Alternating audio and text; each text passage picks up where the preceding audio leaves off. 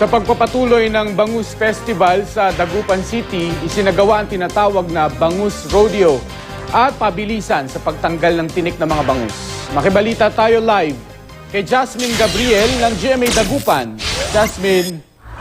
Chari, sa kabila ng malakas na buhos ng ulan, tuloy-tuloy pa rin ang isasagawang Kapuso Fans Day dito syempre sa CSI Atrium, Dagupan City. Sa katunayan, sa mga oras na ito nagsisimula ng dumagsa ang mga kapuso natin mula sa iba't ibang mga bayan para lamang masaksihan ang kakaibang performance ng nag-iisang Asia Songbird, Miss Regine Velasquez. Kaninang umaga, napuno rin ng iba't ibang aktibidad ang Bangus Festival 2014.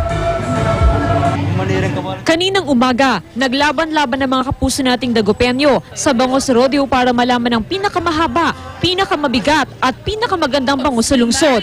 Wagi bilang pinakamahabang bangus ang bangus na ito na umabot sa sukat na 88 centimeters. May bigat namang 16.87 pounds ang pinakamabigat na bangus, habang isa namang ito ang nanalo bilang pinakamagandang bangus. Tampok din sa aktibidad ang pabilisan sa pagdidebone o pagtanggal ng tinik at pabilisan sa pag-classify ng mga bangus sa banyera.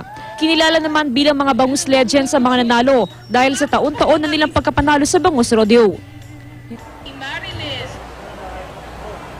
Bukod sa Kapuso Fans Day at maging sa ilan pang mga activities ng Bangus Festival, isa rin po sa mga highlights na aantabayanan na syempre ng ating mga kapuso ay ang magaganap po na Festivals of the North sa araw po yan ng linggo na kung saan inaasahan na libo-libo mga turista ang talagang dadagsa para lamang masaksihan ang iba't ibang mga contingents. Actually, 22 grupo mula po sa iba't ibang mga probinsya ang pupunta rito para makiisa sa pagdiriwang ng Bangus Festival. Meron din po tayong traffic rerouting na yan po ay kinasa ng Public Order and Safety Office dito nga sa Dagupan City. Magsisimula po ang ruta ng parada sa Burgos Street, paikot ng Perez Boulevard hanggang A.B. Fernandez Avenue. Bunsod po niyan ay magkakaroon po ng traffic rerouting plan. Ang mga sasakyang manggagaling po sa South Direction liliko sa bahaging Mayombo, habang ang mga sasakyan naman na northbound gaya ng Bunuan, Gazette ay liliko po sa Maycaranan Street. At yan muna ang latest mula dito sa Dagupan City na bahagi pa rin po ng Bangus Festival. Jasmine Gabriel,